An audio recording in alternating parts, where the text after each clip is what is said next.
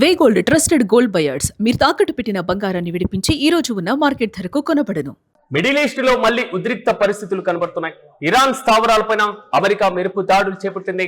Hormuz లో US నౌకలపైన Iran డ్రోన్లతో దాడి చేసింది.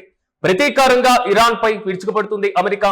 ఇరాన్ కు చెందినటువంటి క్షిపణులతో పాటుగా డ్రోన్ల నిల్వల కేంద్రాన్ని ప్రధానంగా టార్గెట్ చేసుకోవడం జరిగింది. తీర ప్రాంత రాడార్ సైట్లపైన యుఎస్ యుద్ధ విమానాలు దాడులు చేస్తున్నాయి. గల్ఫ్ లోని అమెరికా స్థావరాలపైన ఐఆర్జీసీ దాడులు చేపట్టింది.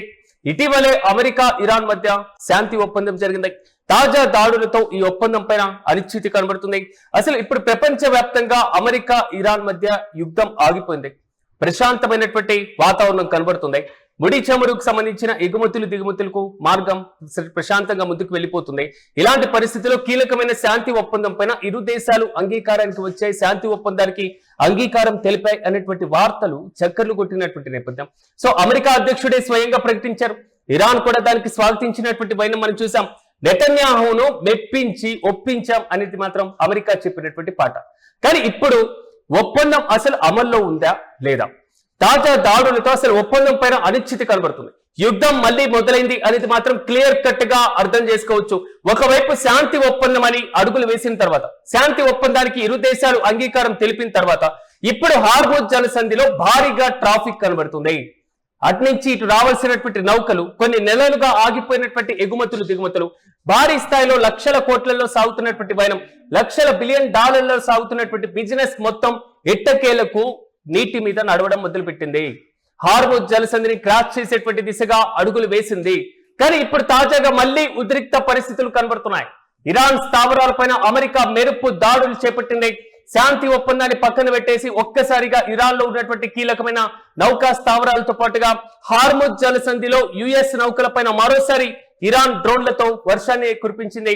ప్రతీకారంగా ఇరాన్ పైన అమెరికా కూడా విరుచుకుపడుతున్నటువంటి వైనం మనం చూస్తున్నాం. ఇప్పటి వరకు సాగినటువంటి యుద్ధ ప్రభావంతో ఒక్కసారి హార్ముజ్ క్లోజ్ అయినటువంటి నేపథ్యంలోనే ప్రపంచంలో ఉన్నటువంటి దేశాలపైన చమురు పరంగా పడినటువంటి ప్రభావం, ఎగుమతులు దిగుమతుల పరంగా పడినటువంటి ప్రభావం, మరి ముఖ్యంగా ఏదైతే ఆసియా ప్రాంతాలు, ఆగ్నేయ ఆసియా దేశాలపైన విపరీతంగా ప్రభావం పడింది. భారత్ సహా చైనాకి సంబంధించి వివిధ దేశాలన్నీ కూడా ప్రధానంగా గల్ఫ్ దేశాలపైన ఎక్కువగా ఆధారపడ్డం. డ్రోన్ నిల్వలు, మరి ముఖ్యంగా చమురు నిల్వలకు సంబంధించినటువంటి ఎగుమతులు దిగుమతుల అంశం, ఈ మొత్తం అంశం మాత్రం ఒక్కసారిగా హీట్ ఎక్కినటువంటి పరిస్థితులు మనం చూస్తున్నాం. తాజాగా అమెరికా ఇరాన్ యుద్ధం మళ్లీ మొదలైంది. ఇరాన్ కు చెందినటువంటి క్షిపణులను, డ్రోన్లను నిల్వ చేసుకునేటువంటి కేంద్రాలు, తీర ప్రాంత రాడార్లే ఒక ప్రధానమైనటువంటి యుద్ధ స్థానికి సంబంధించినటువంటి సైట్లుగా గుర్తించి యుద్ధ విమానాలతో దాడులు చేపట్టినటువంటి వైనాన్ని మనం చూస్తున్నాం. గల్ఫ్ దేశాల్లో ఉన్నటువంటి అమెరికా స్థావరాలపైన కూడా ఐఆర్జీసీ వరుసగా దాడులు చేస్తున్నటువంటి నేపథ్యం. అమెరికా ఇరాన్ యుద్ధం మాత్రమే కాదు, కీలకంగా ప్రభావితమవుతున్నటువంటి దేశాలు గల్ఫ్ దేశాలు. సో అమెరికా ఏముంది అనేటువంటి ఇష్యూని ఒకసారి మనం గమనిద్దాం.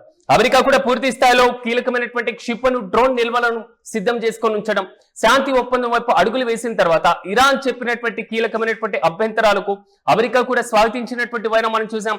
లెబనాన్ ఇష్యూలో ఇరాన్ పెట్టినటువంటి మెలిక పైన ఇజ్రాయెల్ ప్రతిఘటించినటువంటి పరిస్థితి. కానీ ఇజ్రాయెల్ ను బెంజమిన్ నెతన్యాహును ఎలాగైనా మేము ఒప్పించామనేటువంటి కీలకమైనటువంటి వాదనను కూడా అమెరికా తెర మీదకి తీసుకొచ్చింది. సో యుద్ధానికి పులి స్టాప్ పెట్టింది మేమే, యుద్ధం ఇక ఆగిపోయింది, శాంతి ఒప్పందం కుదిరిపోయింది, ప్రపంచం మొత్తం శాంతి విరిచిల్లేటువంటి అవకాశం కనబడుతుంది. ఒక హార్ముజ్ జలసంధి ఓపెన్ అవ్వడం వల్ల ప్రపంచవ్యాప్తంగా బిజినెస్ సానుకూలమైనటువంటి పరిస్థితుల్లో వెళ్తుంది. భారత్ సహా గల్ఫ్ దేశాలపైన విపరీతంగా ఆధారపడినటువంటి ముడి చమురుకి సంబంధించిన దిగుమతులపై ఆధారపడినటువంటి దేశాలకు ఇకపైన గుడ్ న్యూస్ మాత్రమే అనేటువంటి ఇష్యూస్ ఇప్పటి వరకు కనబడినటువంటి పరిస్థితుల్లో అసలు ఇప్పుడు మళ్ళీ యుద్ధంతో హార్ముజ్ జలసంధి మళ్ళీ క్లోజ్ అవుతుందా? మళ్ళీ ముడి చమురుకు సంబంధించిన ఎగుమతులు దిగుమతులు ఆగిపోబోతున్నాయా? గల్ఫ్ దేశాలపైన ఆధారపడినటువంటి దేశాల భవిష్యత్తు ఏ విధంగా ఉండబోతుంది? ట్రంప్ తాజాగా మళ్ళీ ఎలా స్పందిస్తారు? తాజాగా జరిగినటువంటి దాడుల్లో కేవలం ఇరాన్ మాత్రమే అమెరికాకు సంబంధించినటువంటి గల్ఫ్ దేశాలపైన స్థావరాలపైన దాడులు చేయలేదు. అమెరికా కూడా ఇరాన్ పైన దాడి చేసినటువంటి వైనం గల్ఫ్ దేశాలతో మాత్రమే కాకుండా హార్ముజ్ జలసంధి సమీపంలో ఉన్నటువంటి ఇరాన్ కి సంబంధించిన నౌకా స్థావరాలపైన కూడా దాడి చేసినట్లుగా తెలుస్తుంది. ఇరాన్ ప్రధానంగా ఈ దాడులకు సంబంధించి ఇజ్రాయెలే కారణం, అమెరికాయే కారణం అంటూ కూడా చెప్తున్నటువంటి వైనం ఐఆర్జీసీ కూడా ఆరోపిస్తుంది. ఇరాన్ ప్రభుత్వ టెలివిజన్ ప్రకారం దక్షిణ ఓడరేవు సమీపంలో ఉన్నటువంటి అర్ధరాత్రి దాటిన తర్వాత అమెరికా చేపట్టినటువంటి దాడులను మాత్రమే మేము ప్రతిఘటిస్తున్నాం, ప్రతి దాడి మాత్రమే మేము చేశామంటూ కూడా ఇరాన్ క్లారిటీ ఇచ్చేటువంటి ప్రయత్నం చేస్తుంది. ఫిబ్రవరి 28న ప్రారంభమైనటువంటి యుద్ధం రీసెంట్ గా ముగింపు దశకు వచ్చింది. ఇస్లామాబాద్ వేదికగా చర్చలు విఫలం చెందడం, జెనీవా వేదికగా చర్చలు కొంతవరకు సానుకూలంగా ఉండడం, ఇప్పట్లో శాంతి ఒప్పందంతో పూర్తి స్థాయిలో పరిస్థితి అనుకూలంగా మారింది, పరిస్థితి చల్లబడింది అనుకున్నటువంటి నేపథ్యంలో ఇప్పుడు మళ్ళీ యుద్ధం మొదలైంది.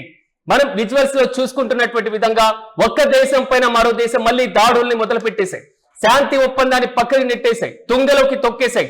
ఇప్పుడు హార్ముజ్ జలసంధి మళ్ళీ క్లోజ్ అయ్యేటువంటి దిశగా అడుగులు వేయబడుతున్నాయి. చూడాలి, అమెరికా చేసినటువంటి దాడిపైన ఇరాన్ ప్రతిస్పందిస్తుంది, ఇరాన్ చేసినటువంటి దాడిపైన అమెరికా కూడా ప్రతిస్పందిస్తుంది.